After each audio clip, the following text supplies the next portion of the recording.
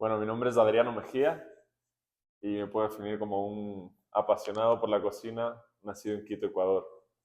Ok, tengo la suerte de conocerte muchos años, ¿sí? Y sé que tu primera idea, profesionalmente hablando, no fue la cocina. Puede que el sueño haya sido la cocina, pero no necesariamente profesionalmente. ¿Cómo fueron tus inicios o tu amor hacia la cocina? Bueno, yo desde muy pequeño siempre me gustó involucrarme en el mundo de la cocina. Mi abuela cocinaba mucho. Ahora, hoy en día me cuenta que nunca le ha gustado cocinar, pero al final, siendo la abuela de la casa, no le queda otra que cocinar. Y siempre me gustaba robarme sus libros, sus recetas, hacer pruebas de sus postres. Sobre todo me encantaba hacer la repostería que ella tenía. Recuerdo el pie de limón, que era mi favorito. Y poco a poco encontré esa pasión en la cocina. Hacia los fines de semana me gustaba dedicar ese tiempo para hacer el desayuno a mi familia o para invitar a mi familia, a mis abuelos, a mis tíos a la casa y cocinarles una parrillada o algo. Y fue entrando el bichito. Me acuerdo que desde muy pequeño me iba de viaje y lo que primero quería es conocer al chef, me gustaba ponerme los gorros de chef. Entonces desde muy pequeñito, 4 o 5 años, ya me entró el bichito del mundo gastronómico. Perfecto. Yo me acuerdo de ti en varias etapas. De la misma forma que tuviste la etapa de cocina, tuviste la etapa de mago, tuviste la etapa de arquitecto, no sé si la de golfista profesional. Posiblemente se me pasen algunas más, posiblemente, pero esas son las, Seguro. sí, son las que me acuerdo. Sí, es más, hasta el día de hoy, ahora estoy con otros temas personales que me gustaría empezar a desarrollar y buscar. Me comentan mis amigos que no les, que en ningún momento les causaría una sensación, Sorpresa. una sorpresa si es que yo el día de mañana digo voy a ser domador de elefantes, porque soy una persona muy variable. Eh, sí es verdad que mi papá me ha intentado como que ayudar a mantener una constancia en lo que hago y lo que empiezo que lo termine, pero me gusta probar cosas, soy muy tengo una parte creativa bastante potente y luego soy muy curioso. Me gusta probar cosas, ver. Luego me meto algo y me meto de lleno. O sea, quiero ir hasta el fondo, como decías de golfista profesional, me metí al golf y yo quería llegar a lo más alto, pero luego se me salta algo y cambio completamente, un giro de 180 se puede decir en mi vida. Pero bueno, en los últimos años tu constancia ha sido la cocina. Mirando todas esas cosas, la cocina y el golf como un deporte. Uh -huh. O sea, has mantenido esos dos ejes como una constancia. Ya no a nivel profesional lo uno, pero sigue estando en ti. ¿Hay algo que tú tengas un recuerdo de sabores en la cocina? ¿Hay algo que tú digas, tú hablabas de tu abuela cocinaba y todo este tipo de cosas? ¿Hay algo que tú digas que te marcó en un punto? Yo diría que la cocina de mi abuela más que la de mis papás. Mis papás en casa siempre cocinaron, pero siempre eran muy diferentes. No, no había como una constancia. Puedo recordar un plato que era el favorito de mi papá, que lo hacían en casa, que eran unas hamburguesas con papa, que mi abuelo, yo no conocía a mi abuela, y mi papá nos decía siempre que era el plato favorito de ella. Entonces eran estas hamburguesas de papa que comíamos con maduro, con miel y tal, que es algo que ahora mismo se me acaba de venir el recuerdo. Pero te diría que no tengo como una base muy fija de sabores de la infancia muy marcada. Siempre me ha gustado probar cosas, como variar, entonces no tengo como algo muy sentado. Ya. Tú llegas a la cocina después de pasar por la universidad estudiando arquitectura. No sé si fue un semestre o 2 semestres, no tengo claro cuánto tiempo Un llegó. semestre. Un semestre, tu beta creativa estaba marcada, estaba ahí, y decides, me voy por la cocina. Y te vas a España a estudiar cocina o se llama gastronomía, se llama cocina. Gastronomía y artes culinarias es el título Ya. de la ¿Dónde carrera. estudiaste? Bueno, yo decido, como mencionas, hago un semestre de arquitectura.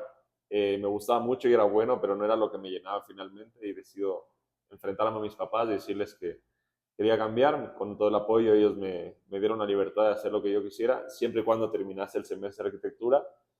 Y hice un semestre de gastronomía aquí simplemente para ver si es que era lo que me iba a interesar.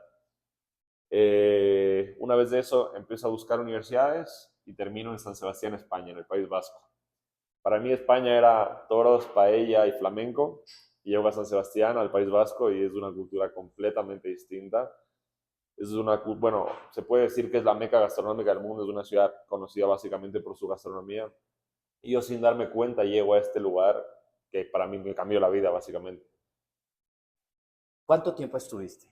En total estuve 10 años, porque estuve ¿Cuántos años de carrera? de carrera 4. Ya. Durante esos 4 años de carrera pude trabajar en varios lugares, bueno, más que trabajar, hacer prácticas y pasantías en varios lugares. Y una vez me gradué, tuve que hacer la tesis, que fue abrir un restaurante en conjunto con la universidad. Estuve aproximadamente 2 años en ese proyecto y me encantaba tanto el País Vasco y San Sebastián que decidí seguir mi carrera profesional allí. Y en total estuve 10 años desde que llegué a estudiar al País Vasco.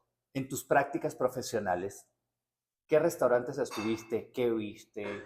¿Qué podrías contarnos? Me imagino que fueron varios, porque además de lo que te tocaba dentro de la universidad, estar 6 años adicionales, crear tu propio restaurante y trabajar para otros. ¿Qué te llamó la atención? ¿Qué encontraste?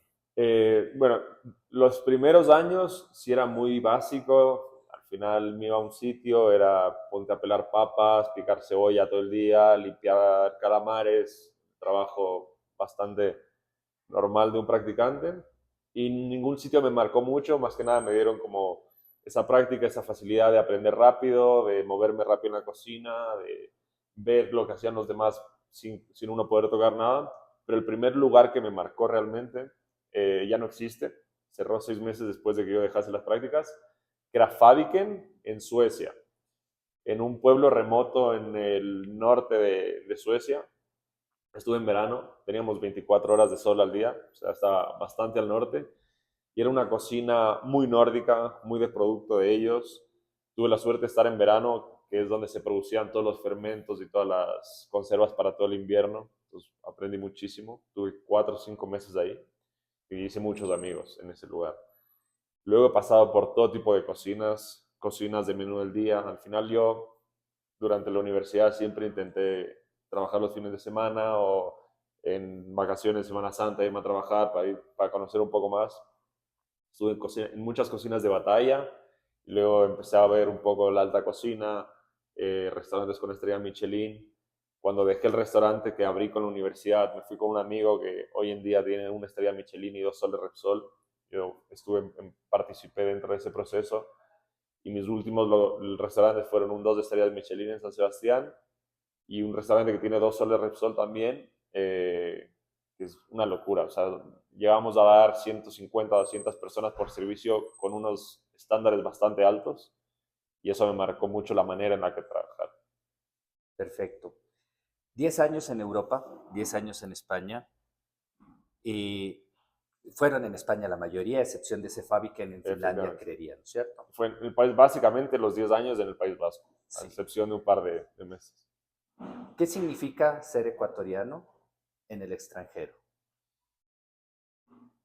Es una pregunta difícil. Para mí fue bastante sencillo. Es más, yo cuando decidí irme, quise irme a un lugar donde no tenga ecuatorianos cerca, para ver el mundo, para ver gente, conocer culturas.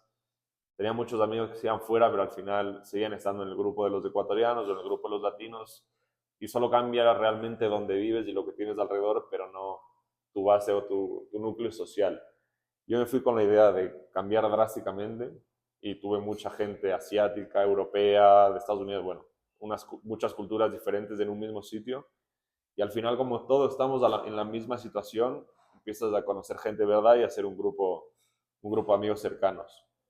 Tuve la suerte de que nunca tuve problemas de racismo, de xenofobia en España, que se suele pensar que puede ser así. Y los vascos, sí es una cultura muy cerrada, pero una vez llegas, puedes entrar ahí, te consideran como si eres de la familia y conseguir, la verdad, mucha gente muy importante en mi vida. Entonces, para mí ha sido completamente grato. Yo no quería regresar a Ecuador. Luego hablaremos de eso. Decidí regresar por temas personales, por mi familia, pero yo estaba muy cómodo realmente allá. Yo me veía haciendo el resto de mi vida. La pregunta sobre ecuatoriano en el extranjero es también ingredientes, sabores.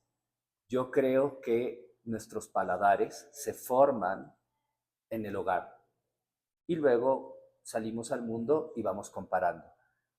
Tu paladar, ¿cómo es? ¿Cómo lo defines?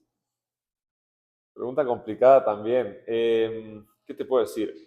Como te decía antes, yo no tengo muchos recuerdos marcados de mi infancia de la comida porque siempre me ha gustado probar de todo y soy un apasionado de la comida asiática en general, me da igual de qué parte de Asia.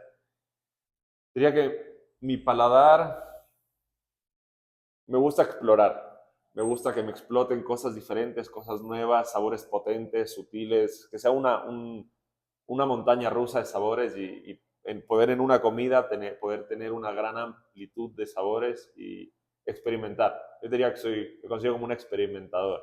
Perfecto.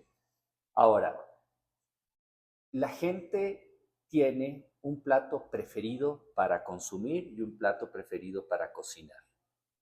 Vamos con el preferido para consumir, lo que en inglés se llama el comfort food, Ujú. ¿no es cierto? Que en español no sabría si existe un término puntual para esa identificación de una comida que te reconforta, que te hace sentir en casa, que cuando estás en el extranjero sientes ese, quiero recordar un pedacito de mi casa, de mi hogar, de Sí. mi madre, de mi abuela, de mi papá, y lo preparas o lo buscas y te lo comes. ¿Cuál es para ti ese plato? Yo diría que es el locro o la sopa de quinoa. Soy amante de las sopas. La verdad que tenemos una suerte que Ecuador, yo diría que es el país del mundo que más sopas tiene, o sea, es una barbaridad. Pero el locro es de los primeros platos que aprendí a cocinar y siempre me ha Locro de llevado papas. locro de papas. Locro de papas con su queso, su aguacate. ¿Qué tan purista sobre el locro eres? He visto gente que le pone pollo, gente que le pone otras cosas. Yo soy cero purista en la cocina en general. He tenido muchas discusiones con muchos amigos porque, claro, hablamos de ello, es que te puedo dar una lista muy grande, pero hablamos de pizza. Para mí una pizza puede ser una tostada con una rodaja de tomate y queso rallado encima, porque yo lo veo como concepto de la palabra. Luego ya si entramos en detalle de una pizza napolitana o una paella valenciana, eso sí ya tiene nombre, apellido y es de una manera o sea, es de una manera concreta. O sea, una tostada mexicana pasa a ser una pizza. Para mí pudiera, en concepto de la palabra, pudiera hacerlo. ¿Sí? Ya. Y eso, he tenido muchas discusiones a lo largo de mi vida con este tema y soy cero purista. Como te decía, me gusta probar y yo le meto también a veces pollo al locro o le puedo meter alguna hierba diferente a ver, porque para mí, si no pruebo, no puedo encontrar cosas diferentes en el camino. Perfecto. Ya. Y hablaste de los restaurantes que participaste, que fuiste parte, y hablaste de los soles Repsol, de las estrellas Michelin, podemos hablar de los 50 Best y todo este tipo de reconocimiento. Sé que la pregunta que voy a hacer puede ser compleja o puede ser respondida políticamente Okay. correcta o lo que tú quieras. No, no afecta. Como le digo a muchos, se puede cortar luego la respuesta en la entrevista. ¿Qué piensas de esos procesos de reconocimiento como estrellas Michelin, soles, 50 Best, todo este tipo de cosas? Creo que son tres, posiblemente haya alguno más que no lo tengo en mente en este momento. ¿Qué piensas de esos reconocimientos? Hay muchas listas al final. Las listas y los reconocimientos están hechos simplemente para avalar el buen trabajo, el bien hacer de un sitio. Tengo más afinidad con la guía Michelin y con la guía Repsol que con los 50 Best, porque los 50 Best lo que intenta es enlistar en un orden los mejores restaurantes del mundo, que para mí es imposible. Para mí es imposible decir, este es el mejor restaurante del mundo, este es el número 24 y este es el 50. La cocina es tan subjetiva que para mí eso no tiene ningún sentido.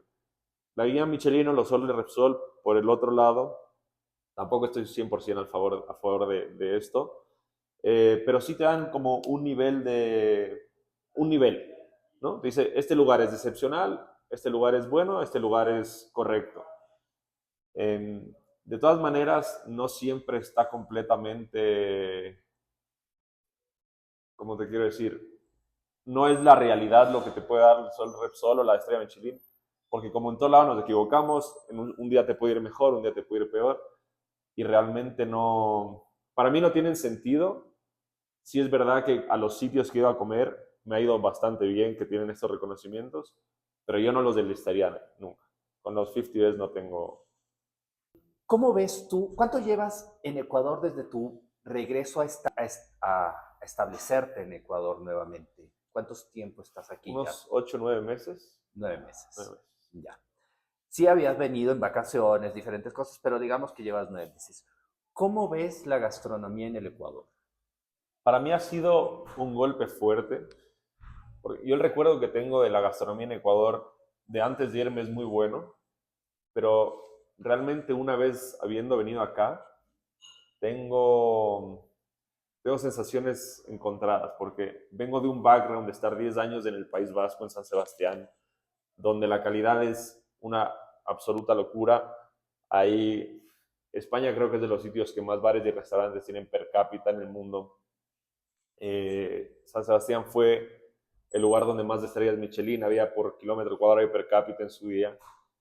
Y venir a Ecuador con todo ese background y que es lo que a mí me gusta hacer, es un choque bastante grande. Sí es verdad que de los viajes que he venido en los últimos 8, 5, 4, 2 años, he visto como un gran crecimiento de la gastronomía en Ecuador, en Quito sobre todo. He visto muchas aperturas, muy buenos sitios, pero para mí todavía no hay un montón de cosas que hacen falta para poder conseguir que Ecuador sea establecido gastronómicamente en el mundo. Hacen falta restaurantes, hacen falta propuestas, y es verdad que no sé si te hablo de Ecuador, pero te hablo del quiteño. Somos demasiado cerrados, demasiado, intentamos ir a lo cómodo, a lo que conocemos y nos cuesta mucho explorar. Entonces sí tengo ese confrontamiento diario de si es que es el sitio donde quiero estar para establecerme como cocinero o si preferiría estar un tiempo aquí y luego irme a otro lado para seguir mi carrera y mi sueño. ¿Qué estás haciendo este momento? Estos 8 meses, ¿qué has hecho? ¿Qué estás Bueno, haciendo? mi papá tiene restaurantes. Una vez yo me fui a estudiar, él decidió dejar su carrera de ingeniero y dedicarse al mundo de la hostelería. Y hoy en día tenemos un grupo que se llama Grupo Fato a Mano, y yo estoy un poco encargado bueno, le ayudo a él realmente, todo el tema operativo, la oferta gastronómica. Ahora estoy empezando a llevar las redes sociales poco a poco, me voy encargando del tema del marketing, que por ejemplo el tema de la fotografía y los videos es algo que me está llamando la atención últimamente. Entonces me encargo de gestionar básicamente la parte operativa, crear nuevas recetas, nuevas ofertas. Ahora estamos con el desarrollo de un nuevo proyecto y básicamente estoy con él haciendo eso, y a la vez estoy desarrollando los últimos meses un proyecto mío que lo veo un poco más a largo plazo. Ok. Hablaste hace un rato de que no estás definido si quedarte, si salir o como sea.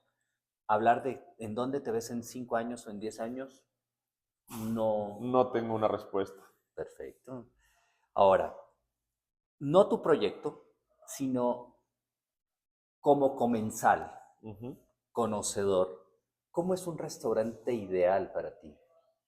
Un restaurante ideal para mí es... El cual tú disfrutes, porque no significa el que vayas a producir o Ujú. hacer, porque no es necesariamente lo mismo.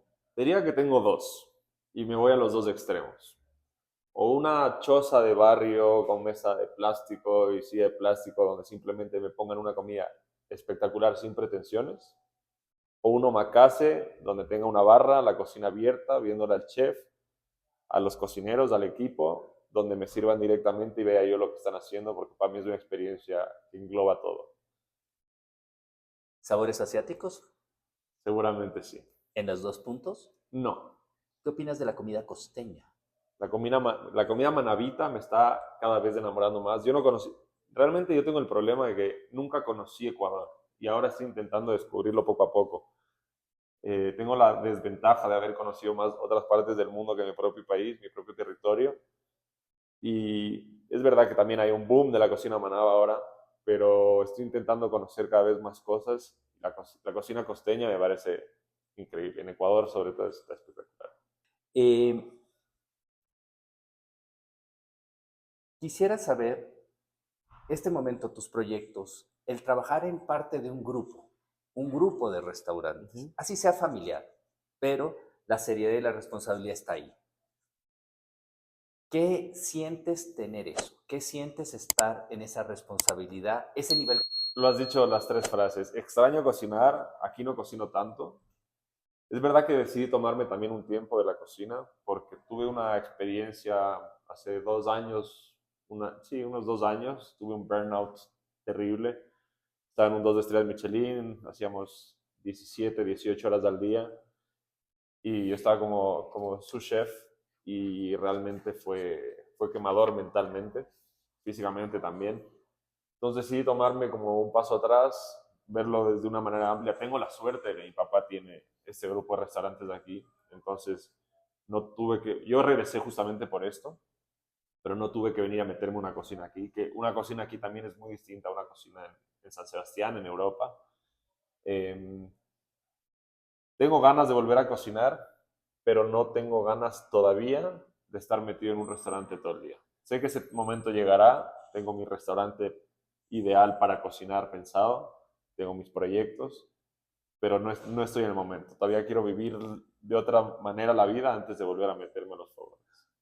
Como no estás cocinando, no tienes un restaurante, tienes parámetros que seguir en un lineamiento corporativo, llamémoslo Ujú. corporativo o empresarial. Para ti, si tuvieras que hacer un plato, ¿qué plato te identifica a ti si yo quiero probar? Decir, ok, dame un plato que lo has cocinado tú. ¿Cuál plato sería ese? Uf, qué complicado. Seguramente sería un guiso, un plato que me identifica muchísimo, que es de las primeras cosas que aprendí a hacer en España y cada que puedo lo hago, son las carrilleras de ternera guisadas.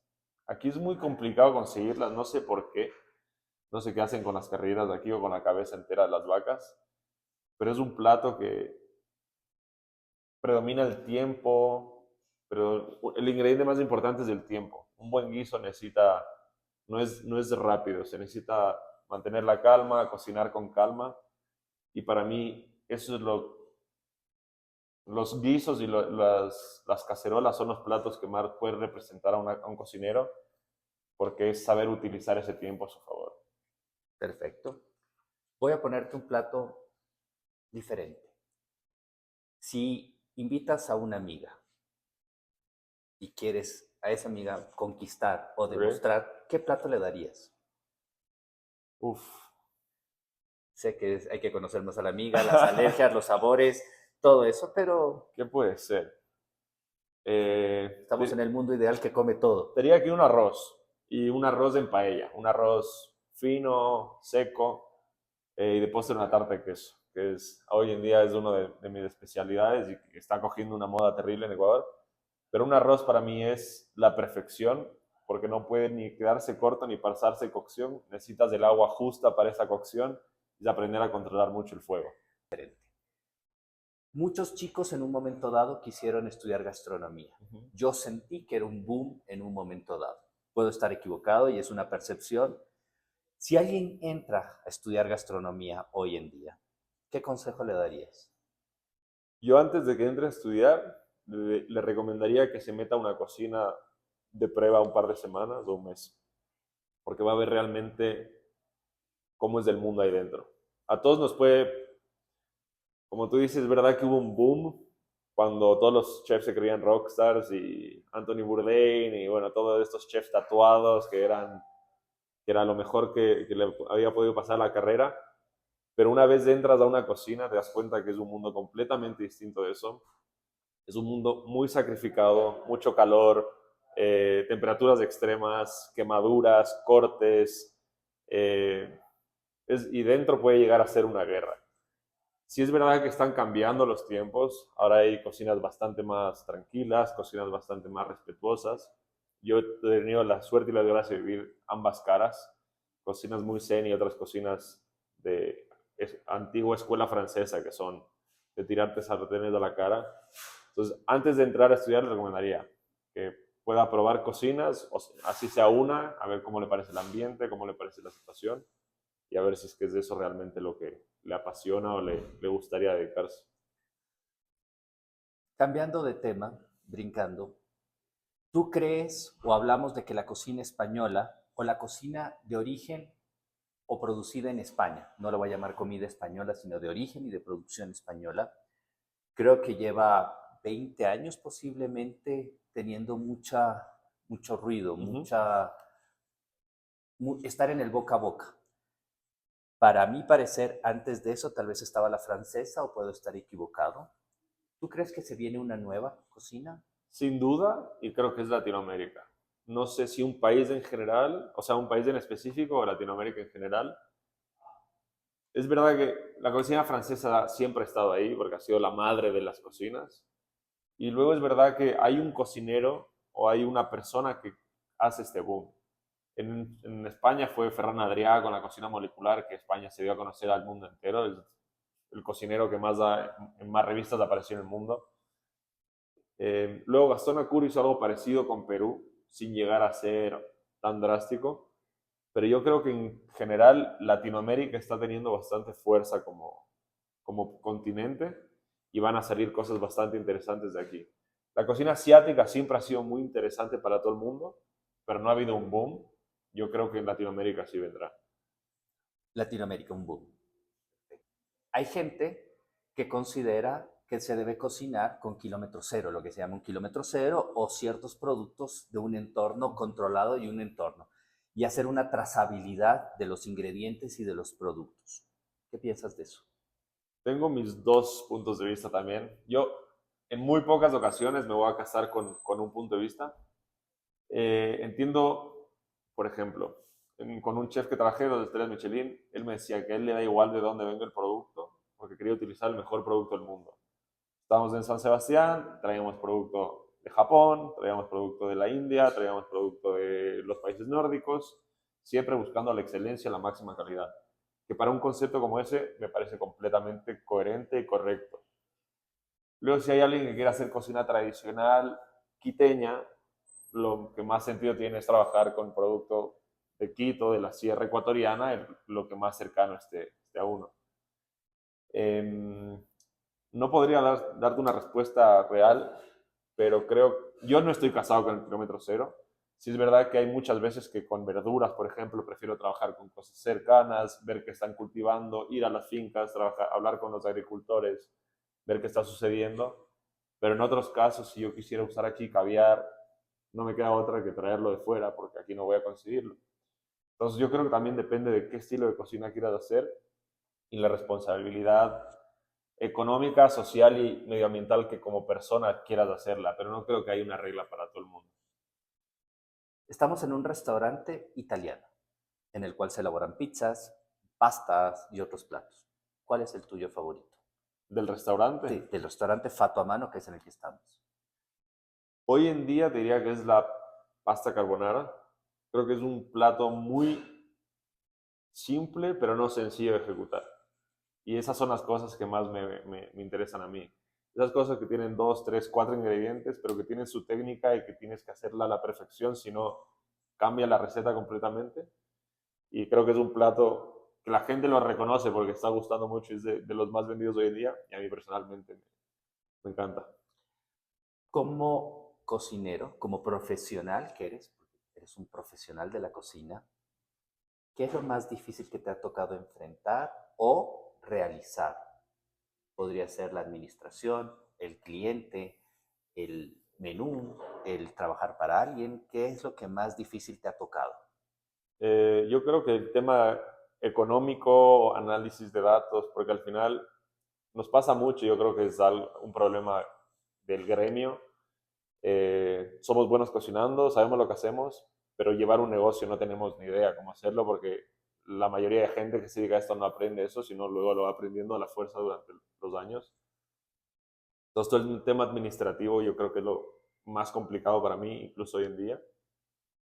Y luego lidiar con clientes también, porque el 90% de la gente va a un sitio y quiere disfrutarlo y disfruta y se va, pero hay un 10% de gente que quiere llegar a molestar, a poner su punto de vista, y en lugar de no acudir al restaurante o al establecimiento, simplemente va para incordiar y termina siendo bastante molesto para uno como para el equipo.